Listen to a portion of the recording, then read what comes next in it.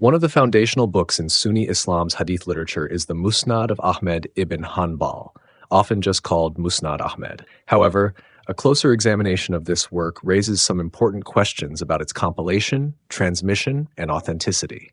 Musnad Ahmad was compiled by the famous 9th century scholar Ahmed ibn Hanbal and contains an enormous collection of hadith, reports of the sayings, actions, and approvals of the Prophet Muhammad.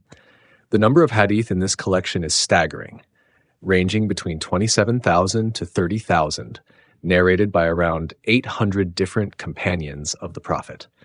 The sheer volume is remarkable, especially compared to earlier hadith collections. It is interesting to note that the further one moves in time and geography from Medina, the final city where the Prophet lived, the more the number of hadith seem to increase exponentially. This phenomenon naturally invites skepticism. How did the number of reported hadith grow so much from the early days of Islam? The earliest hadith collections were much smaller. For example, the Sahifa of Hammam ibn Munabi, a student of Abu Huraira, contains only about 138 hadith and dates to roughly 80 to 90 years after the Prophet's passing. Imam Malik's Muwatta, considered the earliest formal hadith compilation, includes around 200 to 250 unique hadith. This means that within a period of fewer than 150 years, the hadith corpus grew from just over 100 to nearly 30,000 in Musnad Ahmad. This massive expansion excludes the hundreds of thousands of hadith memorized by scholars. So the pressing question is, where did all these hadith come from? Ahmed ibn Hanbal regarded his collection with great authority.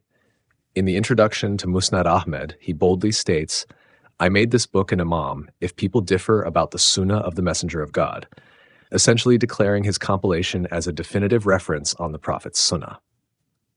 This declaration, however, came more than 2 centuries after the Prophet's death, raising concerns about the chain of transmission and the authenticity of the material.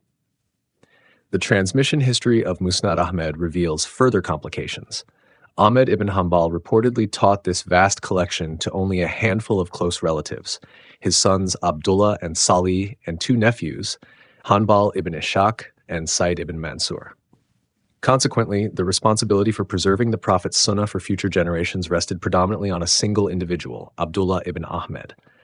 Abdullah, though a respected scholar himself, had students such as Abu Bakr al-Khalal, Abu Yala al-Farah, Ibn al-Mubarak, and Abu Zur'a al-Razi, scholars who greatly influenced Islamic jurisprudence and hadith sciences and produced important works. Curiously, none of these scholars is known to have transmitted Musnad Ahmad itself. Instead, only one student of Abdullah ibn Ahmed, named Ahmed ibn Jafar al-Khati, is reported to have transmitted the Musnad further. This single transmitter, however, presents several issues. Al-Khati was very young when Abdullah passed away. Some sources say as young as 16, others around 19 years old. Considering the responsibility of mastering a collection of 30,000 hadith, this leaves only a few years to memorize and understand the entire Musnad, a feat that would be daunting for any scholar, let alone a teenager. Several renowned scholars have voiced skepticism about al-Qari's reliability. The famous historian and hadith critic al-Dahabi noted that al-Qari made mistakes in his narrations, and other scholars like al-Hajar echoed similar concerns. Abi al-Fawaris, a respected 4th century Hijri scholar from Baghdad, even accused al-Qari of adding hadith to the Musnad that were never part of the original collection, casting doubt on the authenticity of those additions and highlighting errors in his transmission chains. Additionally, al-Qari's copy of the Musnad was reportedly lost in a flood, which only compounds the problems with preserving and authenticating this massive body of work. Al-Khatib al-Baghdadi, in his History of Baghdad, records that parts of al-Qati's books were lost, and that he copied from another book which critics alleged he had never heard of, leading to further questions about the accuracy of his transmissions. Towards the end of his life, al-Khati suffered confusion, blindness, and senility to the point where he could no longer recognize what was read to him. Such conditions naturally cast serious doubt on his reliability as a transmitter of hadith. The chain continues with al-Kha'i passing the Musnad on to Abu Ali ibn al-Mudhib, whose own reliability is also questionable. Ibn al-Mudib has been accused of mixing authentic hadith with weak narrations and sometimes attaching his own name to certain reports without proper verification, which undermines the credibility of those hadith. From him, the chain continues to Abul Qasim Hibatullah. Yet, by the time of Hibatullah's transmission, a vast amount of time had elapsed, 191 years after Ahmed ibn Hanbal's death and 421 years after the Prophet's passing. It is significant that during this long period, there are no known surviving manuscripts or reliable copies from any of these key figures. The earliest surviving physical manuscript of Musnad Ahmad dates from 512 Hijri, around 1118 CE, preserved at the Suleymaniye Library in Istanbul.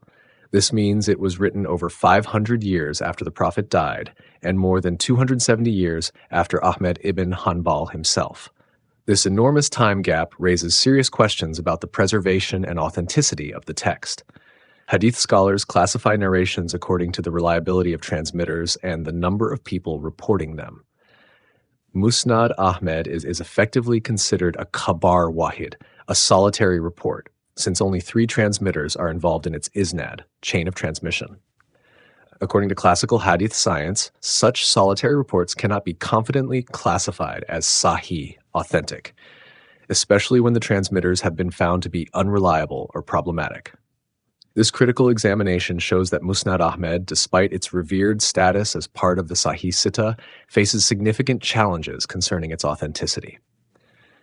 The vast increase in hadith numbers over a short period, the dubious reliability of sole transmitters, the huge temporal gap before the earliest known manuscripts, and scholarly critiques all call into question the unquestioned authenticity of this monumental collection. Far from being a reliable source, Musnad Ahmad exposes the deep flaws and failures of hadith sciences and their so-called rigorous methods.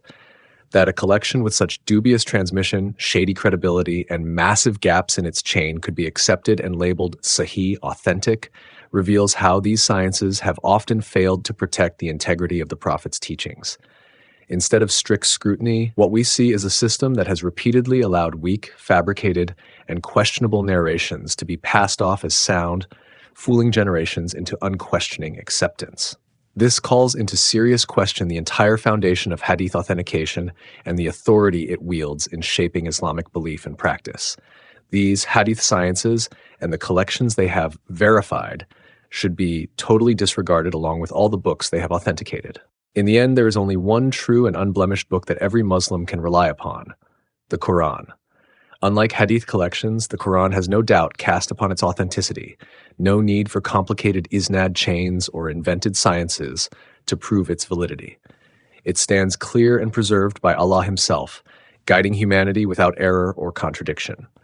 The Quran alone deserves to be the final authority in faith and practice.